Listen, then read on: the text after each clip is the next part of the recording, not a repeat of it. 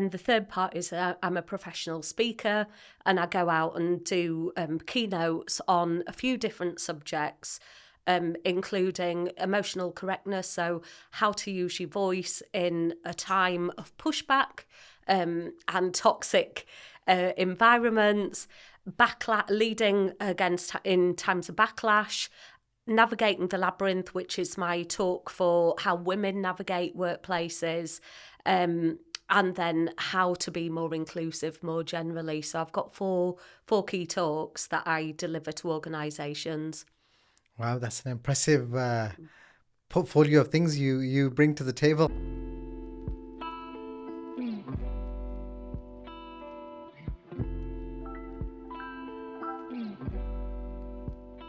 Just going straight into it, tell me about the business, what you're doing, and who do you serve? Inspiring Women Changemakers is in three parts. It's a community of changemakers of all genders that are working on women's rights, so fairness and safety for women at home, at work and in society. So that's the first part. We have a community app, which I've just recently moved over to the Circle app. And we have changemakers from all around the world on that, with the common mission of advancing fairness and safety for women.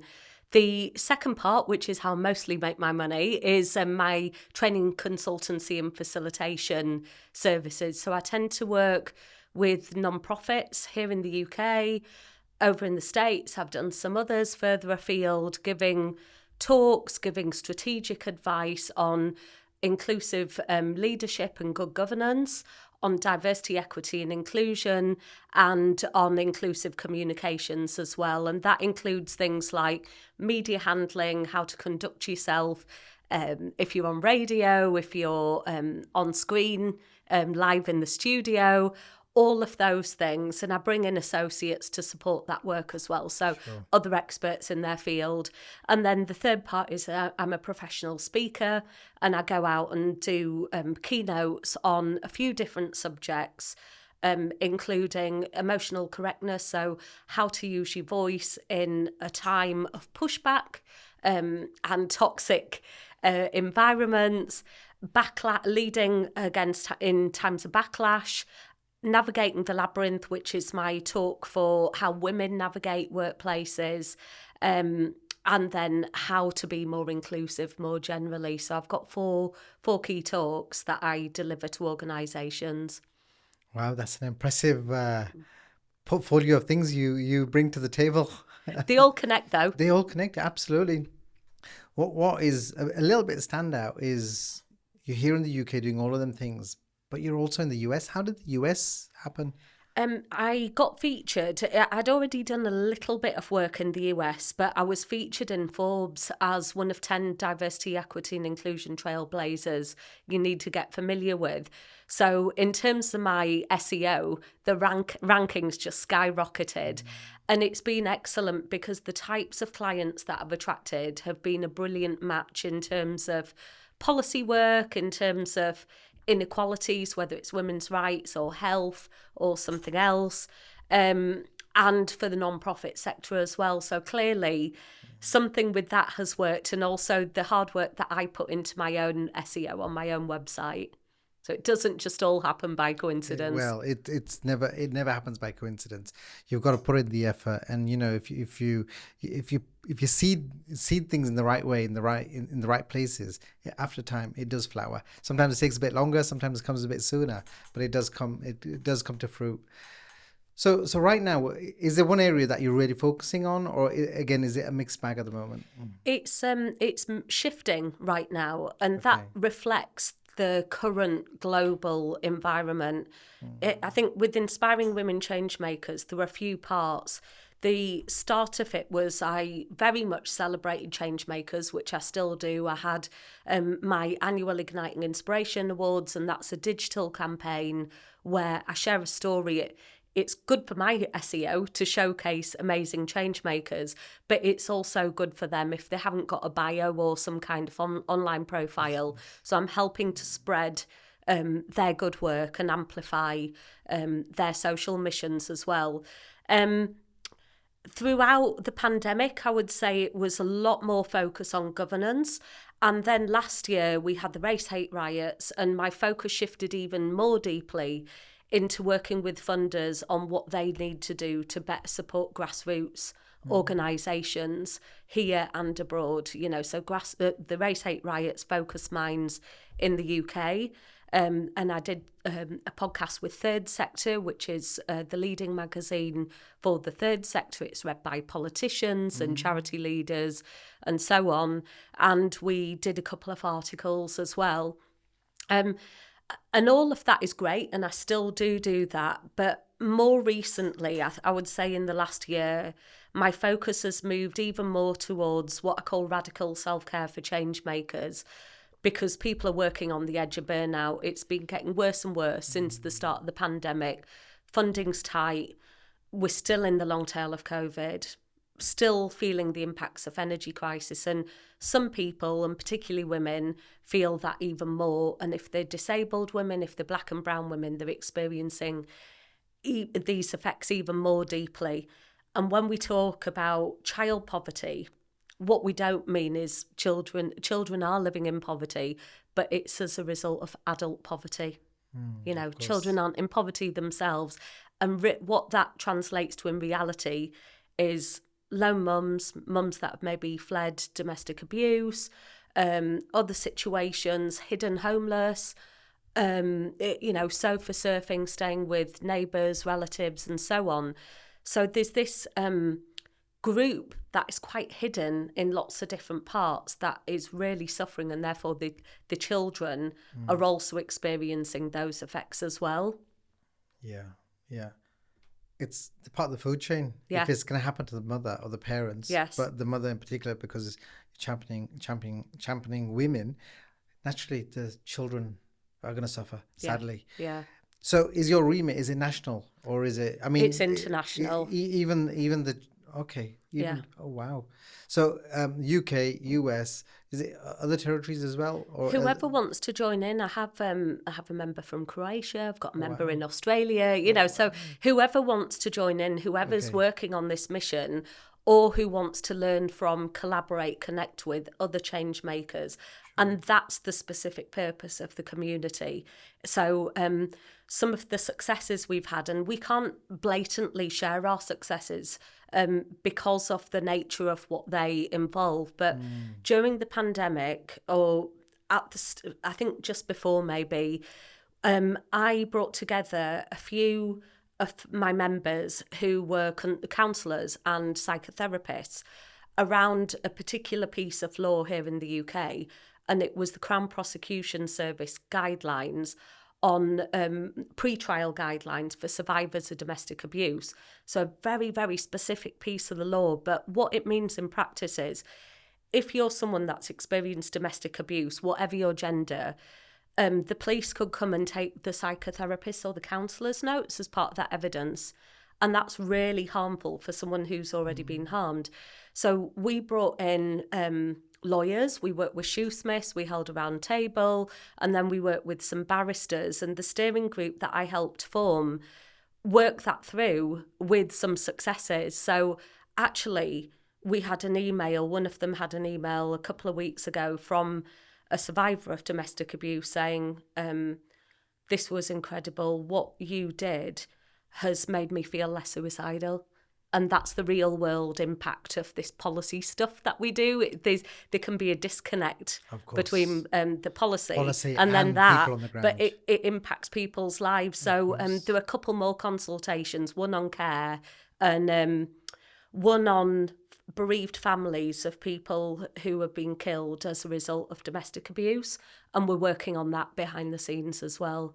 Wow. Yeah. Wow.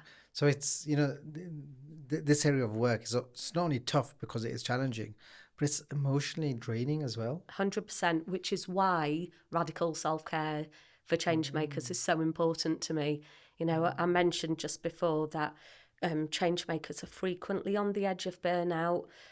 Maybe they haven't got great strategies. I'm very good at that separation, that emotional separation, because you can imagine I hear quite awful stuff day in, day Of out. course, of course. And then if it's affected you, either directly or friends or family, you can feel the effect even more. So Absolutely. I've learned over the years, got some different strategies, including mentors, including peers to bounce off and so on. And that is also part of what Inspiring Women Changemakers offers the community. It's a really interesting point you touch on there, because that trauma can live with you for a long time. Yeah.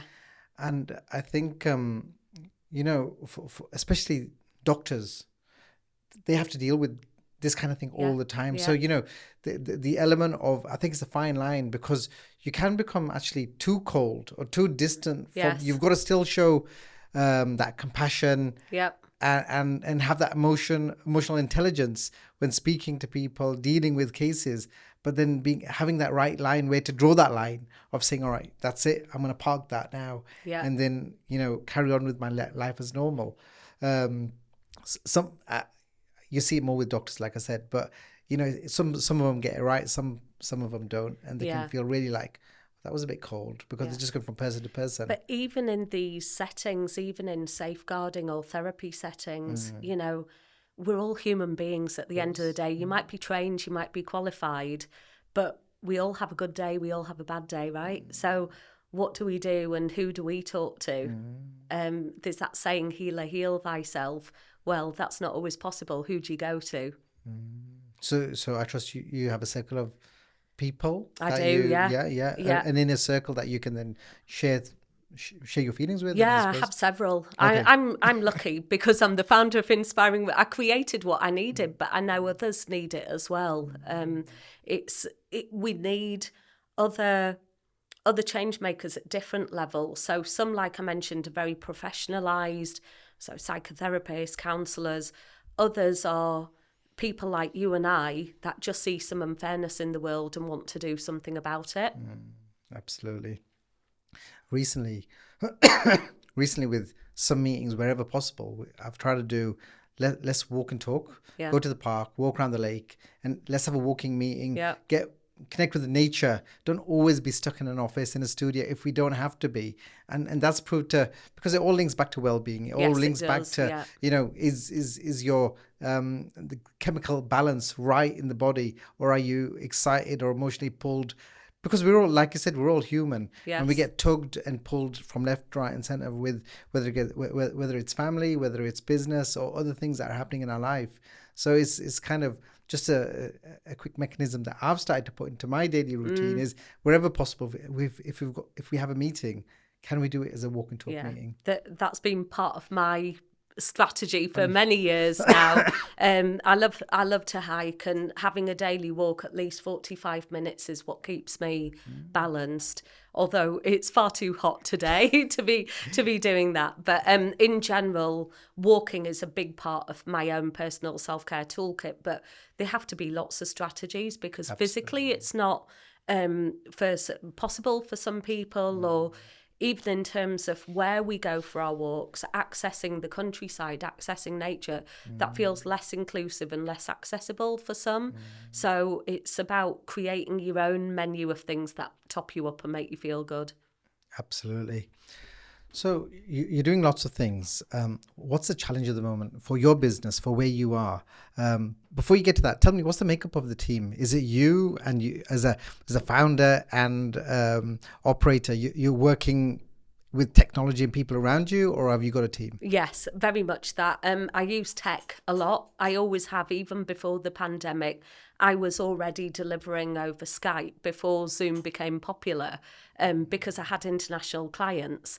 And so for me, at the start of the pandemic, actually, it was clients who knew I could do that saying, can you teach us and can you teach our team? So I morphed into very much a training technical delivery angle just for a short while, and I did some things free for my community to be able to do that. So I don't leave the house very much these days. I choose not to, and when I do away days, I do board sessions, and the same with my associates as well. So if I want to bring in an expert or something, we look at that case by case scenario. Sure. And then the community itself is semi-passive. So they pay a membership fee, which renews. That obviously nothing's ever fully passive. You have to market and get people in. And right now I'm working on building up the community on Circle, because I know that the potential is fully global, and it was a little bit clunky in the way that I was doing it previously. And I'd been seeking something that would tick various boxes in terms of the ability to support people and to take payments and to offer training and other things. So I'm at the start of that journey. So it's not a challenge because I've been here before and I've done it, but it's a new shift. Sure. And I think that as well will be more of a vehicle to deliver radical self-care for change makers in its different ways. Sure. So is that an online course, or is that just a vehicle to get people in, book your services, and then depending on however the delivery wants to be, you can it's choose? a mix, really. So the Circle app itself hosts a lot of global communities. For example, it hosts UN Women UK, and that's how I came across it. I was a delegate in last year's UN Commission on the Status of Women, so it's an international thing with UN member states for 2 weeks. So I checked it out as a user and thought this would be great because you can set different viewing levels, different posting levels, different payment things. You can link it to different teaching platforms. So there's a lot of flexibility with that, which I'm just beta testing and slowly working up. Working out which is the right fit for you. Yeah. Okay. So coming back to the makeup, you are the start and end of the business. Yep. So your challenge, or if not the challenge, what's the aspiration in the next, like, say, 3 to 12 months? What's your main goals that you're trying to achieve? The main goal really over, let's say, the next 12 months, the next 3 are very busy with family-focused events, and we have to have time out as well, is very much about building up the community on Circle. So migrating existing members over to that and making them feel comfortable and getting more and checking that it's stable and doing what we want it to do. Very good. And things will occur from there. I never do a business plan that projects 3 or 5 years ahead, because we could not have made up even how I started inspiring women change makers, which we haven't even discussed. You couldn't strategize that. There wouldn't be a business plan for it. It's about having that agility and flexibility and the different mechanisms and people to help you take advantage of opportunities for the social good. Yeah, absolutely. Yeah, you're right. Sometimes a business plan just doesn't fit it, because you can't strategize something that there's a problem. And like you said, that agility is key. Sometimes it's too slow, and you've got to move fast, and you have a gut feeling, and you've got a skill set as well that, well, I can put two and two together, and we can make something happen, and that starts to have a snowball effect. And sometimes we keep ourselves small as well.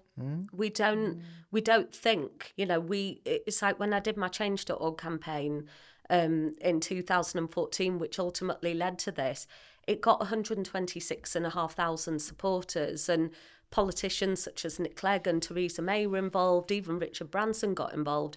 Could I have planned that? Would I have thought that I was capable of that? Probably not. And it turned out I was that capable person. So sometimes you've got to be in it. And a couple of weeks ago, I went to Octopus Energy's Energy Tech Summit, and we heard from the founder, Greg Jackson, and his co-founder, and they were saying when they started to go for investment funding, they put what they thought were realistic figures. Then they were like, no, we're going to be laughed at because these numbers are too big.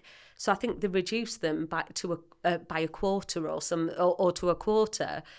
And it turns out they smashed their original very, very pie in the sky figures. So it just goes to show that these things can happen. Sorry, my laptop just beeped there. Yeah, I think we can be our own worst enemy with regards to aspirations, and we have that self-doubt or imposter syndrome. And sometimes you've got to just, like, I always say, if you aim for the stars, you'll get to the moon. Yeah. But if you don't even do that, then you can hindering your own Yeah. potential. And I think every one of us has huge potential. We just got to live up to it. Yes. Yeah, we do. So next 12 months, the goal is to build on that community. Yeah. What are your thoughts? What's your plan? What's the strategy and tactics?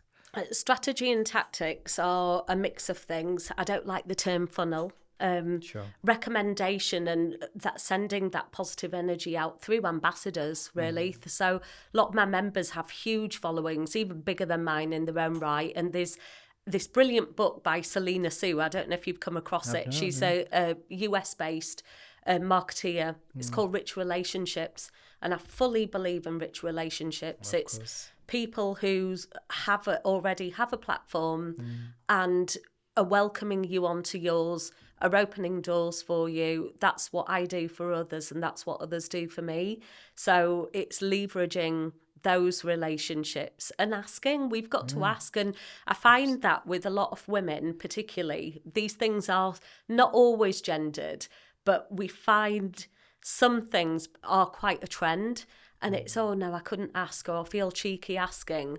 Well, what are you asking for, and what's the purpose of that ask? Absolutely. And if you're asking for something that ultimately helps a lot more people, others are generous. Absolutely. Yeah. I couldn't agree with you more. Quite often when we ask, if you're asking from a point of view, but I've got to ask, and it feels personal and you're emotionally connected to that ask, then you're going to come across lacking confidence. But if you're asking from a position that my mission is way bigger than me, we need to help tens of hundreds of thousands of people, and your support will activate something, then it would actually be a shame. It'd be ludicrous for me not to ask. Yes. And I think it's all about mindset and changing your perspective on what is the ask and what's the purpose of the ask. And that purpose bit is super important, I think, for any social business or charity or other form of not-for-profit that's listening into this podcast.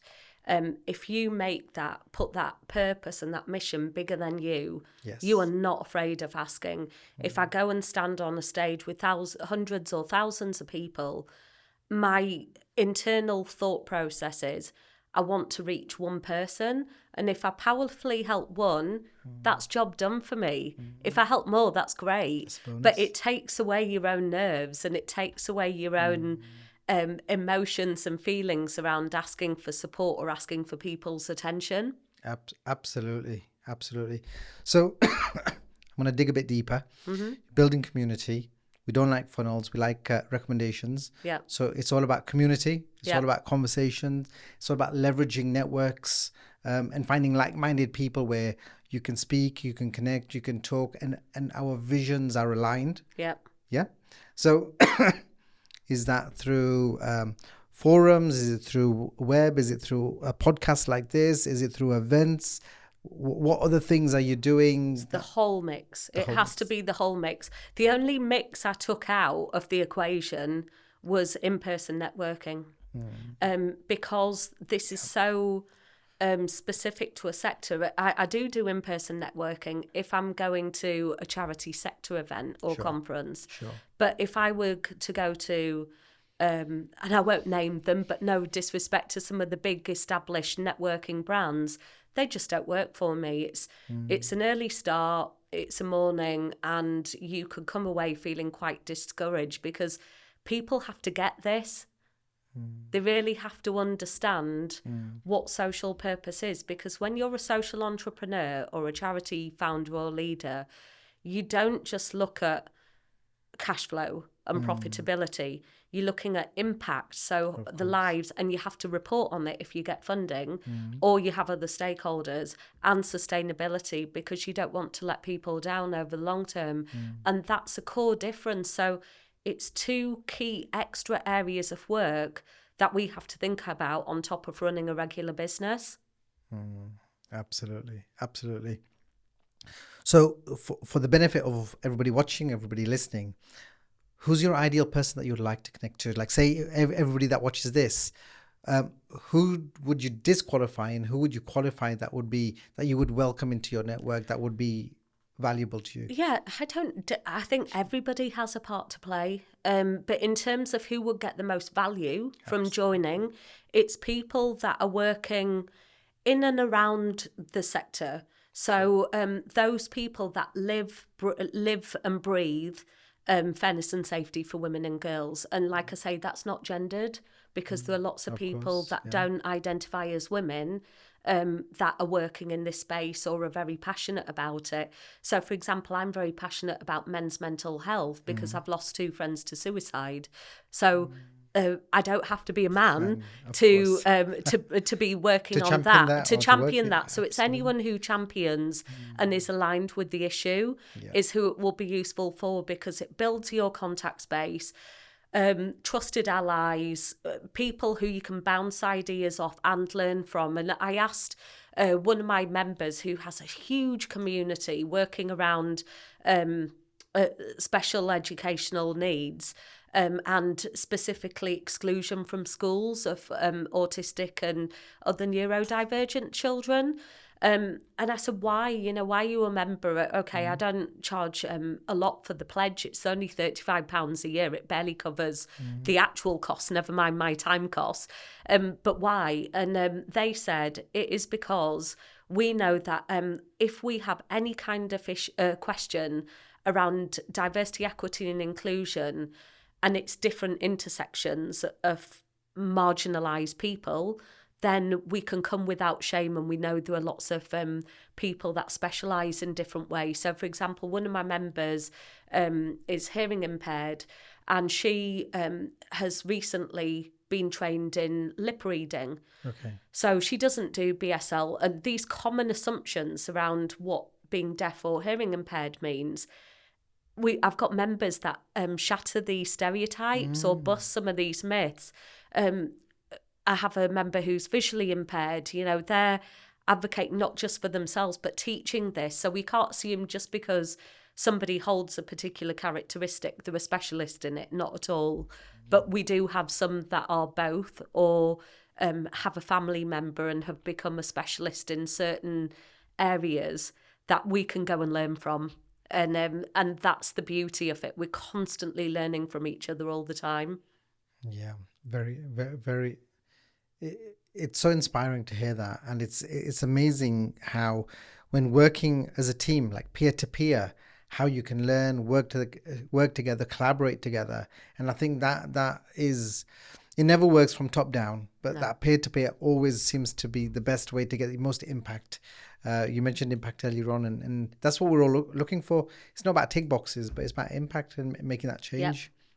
Yep. So rewind 20 years. What would you have done differently, knowing what you know now? Hindsight's 20 years. This wouldn't have even been on my radar. I've been self-employed for 14 years. Okay. And 20 years ago, I was a director of a non-departmental public body. Okay. So I was still kind of around the social impact space. Sure. But it was public, private and third sector partnerships. So I led 2 what were called employer coalitions of employers big and small that were designing jobs and skills routeways for Job Centre Plus clients. Okay. So we had lone parent initiatives, ex-offenders, so on, lots of different schemes where employers by sector or by theme got together and with our support designed new training programs. Okay. So it was a good grounding for what I do now. And in terms of those higher level networks, I was already skilled in working with politicians because that was a big part of my role, local and national, and dealing with them and speaking with the media and public speaking. I've been trained in all of those in a media setting as part of my job at that time. So, but you're institutionalised. And this is the thing, a lot of my members do not work any longer. Maybe they did at one point in a corporate setting. They might be independent like me, or they might work in a small not-for-profit or lead a small social enterprise or charity. But most of them are out of that hamster wheel of the corporate world, because you cannot think in the ways that you think in terms of change making when you're in those roles.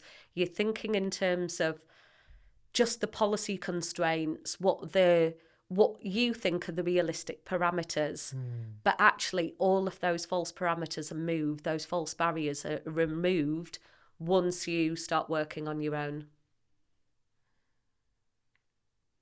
So, is that red tape? Is that give me an No, example of it's what that looks? mindset. I think Yeah. it's mindset. Oh. So an example is workshop that I ran fairly recently around radical self-care, and all but a couple were working in some freelance way or within a very small organisation, and they were thinking about what was possible. They were not thinking about, well, how would that work if, and how would it rub up against workplace policies and so on. So they were thinking in terms of the context of a workplace and not in terms of general life or freelancing or other forms. Sure. So I think it's not that we rule people out, Sure. but coming back to that question you asked me before about who gets the most value out of it, it is people who don't have that peer support network in a large, medium or larger sized employer, where some of these things they don't have to think about for themselves. When you work for yourself or you lead a small organisation, you've got to do a lot of different things, and it shifts your mindset quite radically. It does. Yeah. It does. Yeah, I get that. So moving on, what advice would you give youngsters leaving school, leaving university, to inspire them, or what advice and guidance would you give them, knowing all the experience you've got today and the great work you're doing and still the challenge we've got in society, in the workplace? What's your message? Don't be disheartened. Just keep trying. That can feel so hard, and it can feel very easy to say from someone who's older. But I've changed my career 3 times, really, over since the late 90s when I started work. And a lot of my membership have as well. They've moved into very different fields. So don't think if you're just graduating now or just leaving school that the apprenticeship path or the university graduate round is what you are stuck to for the rest of your life, because it really doesn't have to be that way. You have a choice. Fantastic. Thank you very much.